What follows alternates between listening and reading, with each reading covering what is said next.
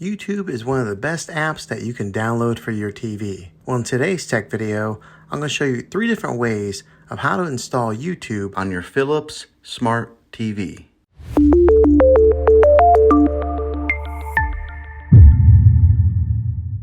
It can be really frustrating if you want to watch some of the great content that is on YouTube and you find that your TV is unable to download it. If your TV is an older model of Smart TV, then it could prevent you from downloading this app.